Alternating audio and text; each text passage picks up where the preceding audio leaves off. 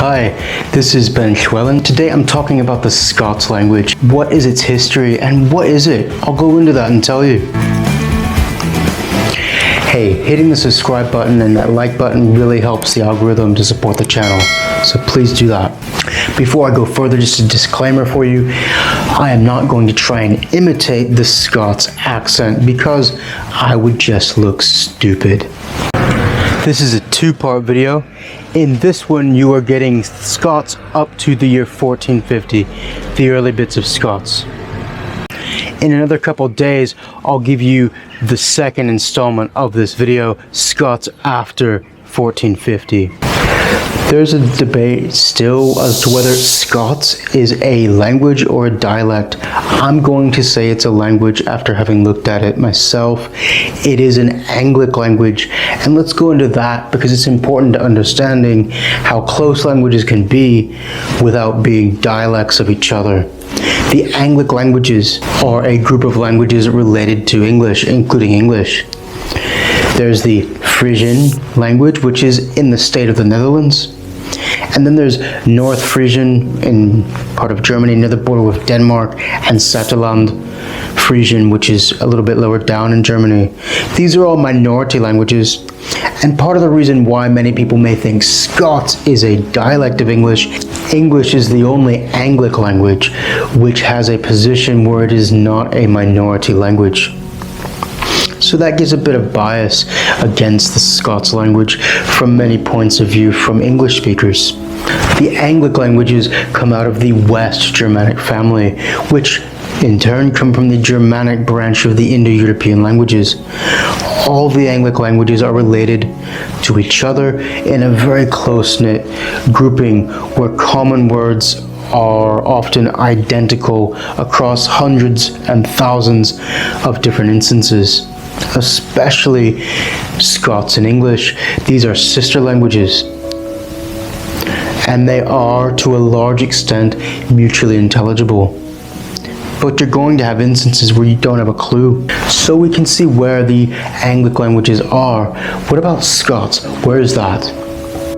Scots is spoken across Lowlands or the lowlands of Scotland and up into the northeast, along the eastern coast.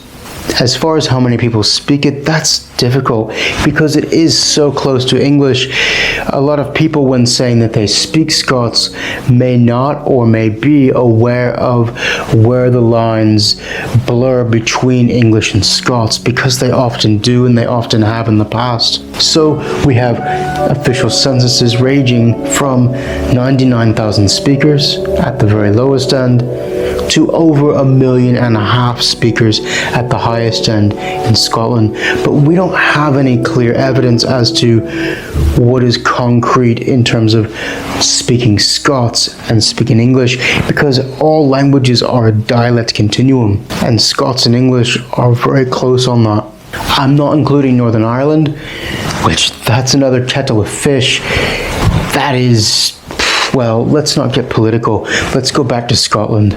You have various dialects within the Scots world. So you have that Ulster Scots in Ireland, which I don't want to get into in this episode.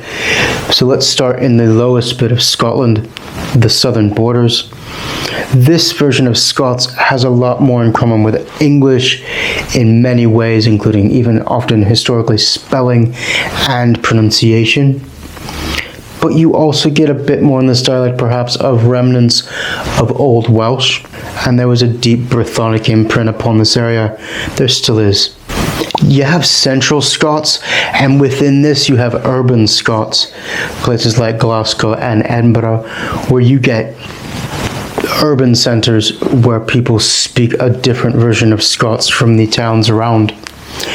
These areas had a lot of influence from the Scandinavian cultures, but a lot from Middle English.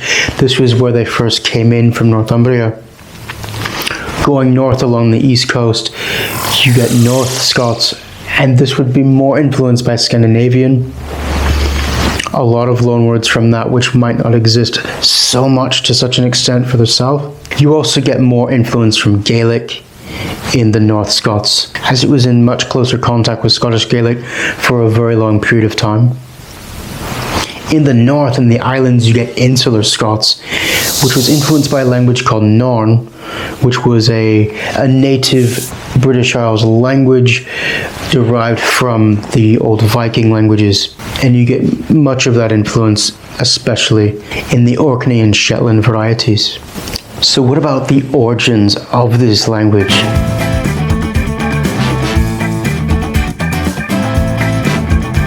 A lot of people seem to ignore that the area where the Scots language first emerged in southeast Scotland was where the former kingdom of Godolphin was, and this was people speaking Old Welsh.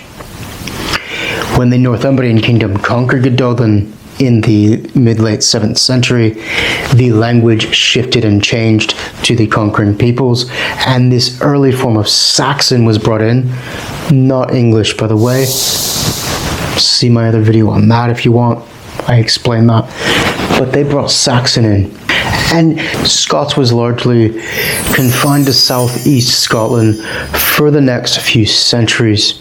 But it would have absorbed in this period a lot of influence from the Viking influences upon York to the south. So what about the history of actual Scots that we know going from this point?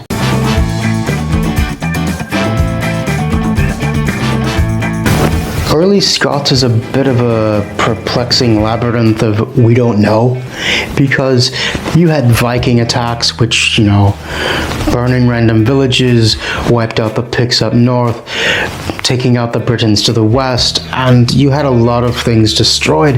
And then you had King Edward in the centuries after that, the English psychopathic king, who just went through and seemingly wanted to attack and kill every country surrounding England for seemingly no reason whatsoever. He just hated everybody. And so when he invaded Scotland, he took the National Archives and, they mysteriously disappeared, just like random opponents of his randomly disappeared or were assassinated accidentally. And so the evidence, the earliest written evidence of the language was vanished. So the starting point for the language is after that. Monasteries were burned as well during the wars with England in the 13th century, and this is where a lot of manuscripts and information would have been kept. So it's hard to tell what the early bits of Scots were like. King David I, however, had in the 12th century went around setting up what were called burghs or towns, setting up marketplaces. And this attracted people from outside of Scotland, most noticeably the Dutch and Flemish, but also people from Norway and lowland Germany, which is in the north of Germany. Anyway, these towns, the languages, the vocabulary of these burghs were Germanic, and it was a mixture of those. But that began to change, however. The warrior class, the aristocratic class, was both Scottish Gaelic and French. And especially after the period of King Edward, when Scotland entered into the Auld Alliance, which was a formal pact of defense to attacks if England invaded one of them, because, well, England just kept invading everybody. They just, I don't know. Why do you have to attack everybody? By this point, around the beginning of the 14th century, we really do see what Scots is looking like and what the different influences are. Here, let me take you through those from the different languages its vocabulary began to show signs of being from. The Saxon language had begun to form into English after the Norman conquest, but further north, Saxon words held on a lot more often. And these held on in Scots, where they vanished in English. So you had words like anerly for alone, bediness for grave, halfendal, half part, bisset, to surround, starting, contention. The French, who had invaded, they gave words for warfare, like bassinet for helmet, halbrek, a coat of mail, vaward, vanguard, though they came with common words too, like the word for grandmother, kumer, grandmother, Grosser, a gooseberry, plenissing for furniture, and for provisions like food, vivari. The Scandinavians, they gave very basic words, like the word for from is fra. A cuckoo is gauk, a sark is a shirt. They gave words for pronouns in Scots, tha, those.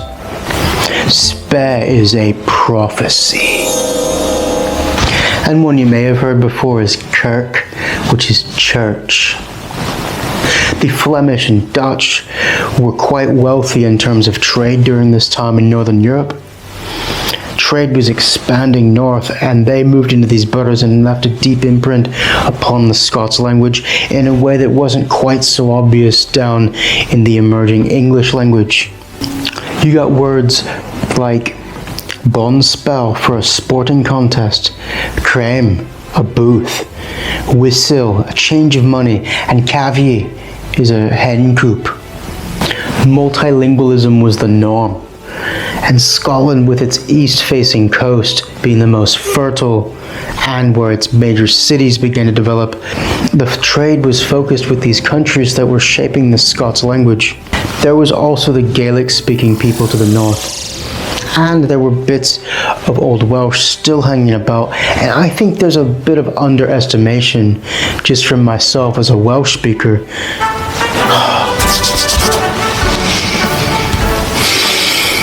about how much Welsh has influenced the Scots language. It's clearly a Germanic language, an Anglic language, that's clear, but the Celtic influence is not just Scottish Gaelic. You have words which come from Scottish Gaelic, like strath, glen, but these words might have come from a Brythonic root into Scottish Gaelic. We can't be sure. However, there is a deep imprint from Scottish Gaelic on Scots that's unquestionable. Multilingualism was the norm. Scotland was a multicultural country. It still is. It's never been a country of just one language. In fact, I would say that Scotland is historically the most multilinguistic and multicultural country in the British Isles, because it formed out of these different influences, forming a Scots identity together.